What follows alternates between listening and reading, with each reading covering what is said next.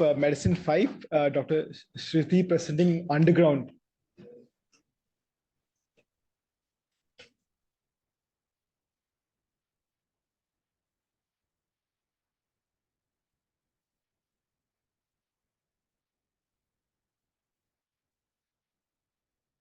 Change to undercover.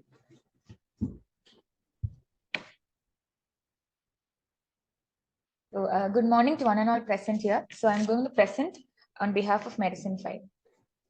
So, history. Mr. J was apparently well until 10 a.m. 17/6/24 when his grandmother noticed that he had developed sudden onset of frothing of mouth and uprolling of eyes with jerky movements of bilateral upper limbs lasting for about 2 minutes, resolved by self. There was no history of fever, there was no history of trauma, there was no history of any other neurological manifestations like delusions, hallucinations, and there was no other history of weakness of limbs. So, past How old is it? patient is a 17-year-old. Past medical history, there is no known comorbidities, and personal history. This ethanol consumer consumes about 80 to 90 ml of ethanol for the past 8 years. He says he consumes. He started at the age of 9. Yes, he says, yeah.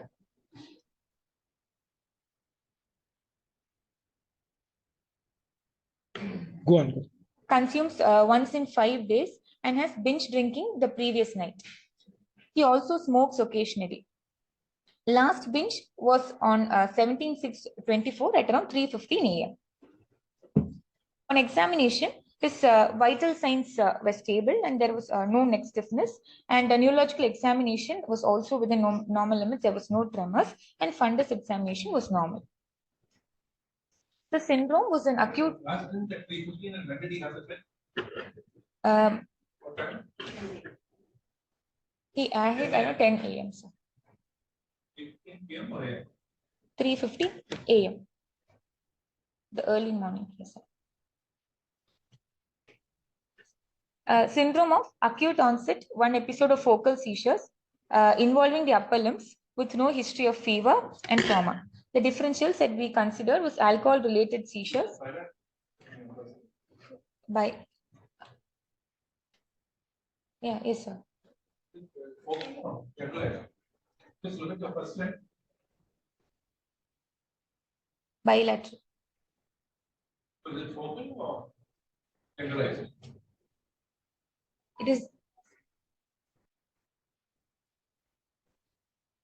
No, you only know the case first.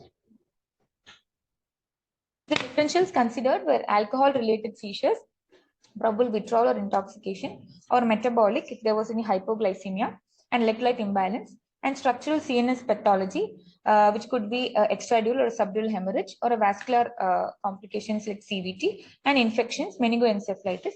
But based on the history, there was no history of trauma, there was no history of weakness of limbs, and there was no history of infection, suggestive of the other differentials. So we went ahead and did the basic blood investigations, and all the blood investigations were within normal limits. There was no features of any chronic liver disease like thrombocytopenia, hypoalbuminemia, and there was only mild raised direct bilirubin 1.92. Sorry, total. And we also went ahead and did a CT, so that showed a hyperdense sagittal sinus, and an MRI brain which showed a acute right frontal cortical venous thrombosis with extension into anterior half of the superior sagittal sinus with vasogenic edema and focal subarachnoid hemorrhage in right superior frontal sinus with EEG being normal. So we, like a young patient, he has developed seizures, but there's only one history of binge drinking of ethanol. But we went ahead and did the prothrombotic workup also, and the lupus anticoagulants were negative, and homocysteine was found to be 28.5. And then we went ahead did the vitamin B12 and folic acid, which was low, and his thrombotic workup, which recently got updated after the discharge, was elevated levels of factor 8, which was a risk factor in this workup. So he was a young patient with cortical vein thrombosis, acute right frontal cortical venous thrombosis, with hyperhomocysteinemia and elevated factor 8. So, so this is like the patient. this was one of the case reports which we searched, which showed that acute cerebral venous thrombosis could be a very rare complication of binge drinking. There has been 2 such cases reported in these patients. So in this case reports also, these patients had headache with non-specific nausea and vomiting. And initially they had actually evaluated in lines of probable alcohol withdrawal seizures, but later, since they developed recurrent seizures, when they went ahead and did a CT brain, it mainly showed evidence of CVT, and thereby they were started on anticoagulants, further which there were no further seizures or any complications. And this was also a study done in southern Tamil Nadu, which is a cross-sectional study, which showed that more than half patients in CVT were women, but among the men, alcohol consumption was an important risk factor for the development of thrombosis. And here we see that the first most common was otitis media, based on the study, the etiology they had found out, and the other was alcoholism was a major risk factor. And this was a study which was done in Western Rajasthan, where they had found that they had actually seen both male and female patients with cerebral venous thrombosis. But in males, they had found that alcohol was an important provocating factor. And in their study also, they had found those patients with CVT had hyperhomocystinemia. So the probable cause for alcohol causing this seizures was thought to be causing CVT was probable dehydration and decreased intake, whereas hyperviscosity that occurs in the circulation, that could be the most common cause. And vitamin B12 and other general vitamin deficiencies could be related to the malnutrition, as well as a toxin mediated damage to the gastric mucosa, where absorption is a problem. This was done in CMC. The reason I just wanted to put this was initially before like 1 decade or 2 decades ago, CVT was very common in females was the thing, but based on our study in CMC, it has been shown that over the last 2 decades, males have a higher risk of CVT than females. So just a few words about alcohol withdrawal seizures, because in this patient also initially the lines of thinking was probable alcohol withdrawal, but generally alcohol withdrawal seizures will be occurring between 7 to 48 hours, at least 12 to 48 hours after the cessation or the decrease in alcohol consumption.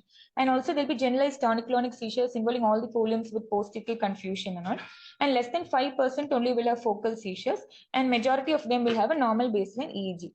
And this other spectrum of alcohol withdrawal syndromes, like initially for the 6 to 8 hours, they'll have autonomic hyperactivity, like tachycardia, hypertension, hyperthermia, diaphoresis. And then in the stage 2, there'll be alcoholic hallucinosis, will occur 12 to 24 hours. So mainly there will be visual hallucinations, but they will have a normal sensorium. But after that is the third stage will be the withdrawal seizures, which occurs within 12 to 48 hours, which is a generalized tonic-clonic and tonic-clonic seizures. And 1/3 of them will progress to delirium tremens. And stage 4 is delirium tremens, which is the main classical thing is delirium is alternate, that is altered sensorium with fluctuating disturbance of attention and cognition, with the components of other withdrawal symptoms and autonomic instability can be present. So in our patient, once this was diagnosed, we started parenteral therapeutic anticoagulation. Also, we gave levetiracetam. During discharge, he was discharged with Levipil, apixaban.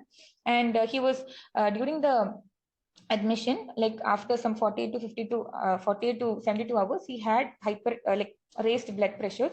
So he was also started on amlodipine 5 mg OD under follow-up. And supplements like vitamin B12, homosure, folic acid, and thiamine were also supplemented.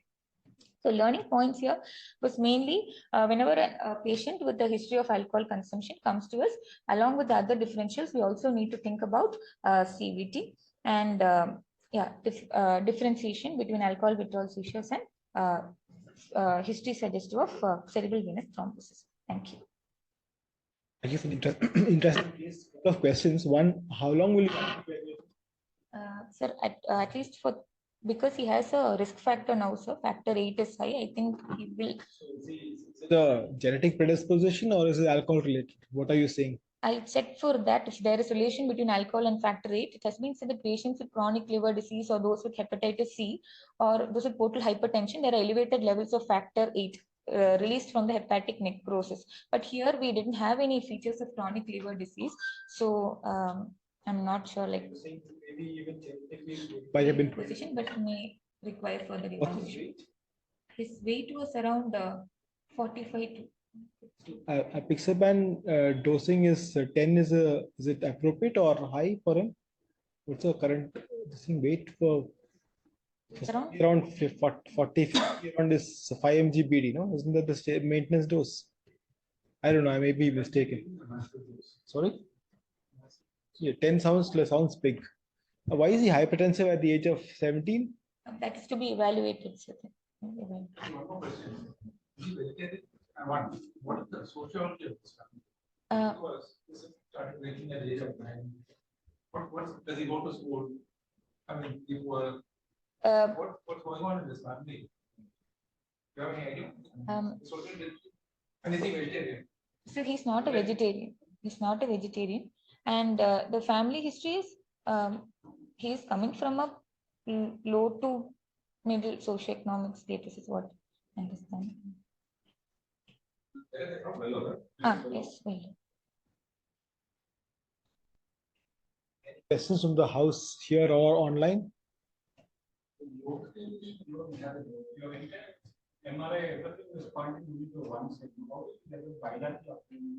He that is the grandmother noticed that he developed like that when we asked both uplands. So based on the history, yeah, but based on history, he said that's it.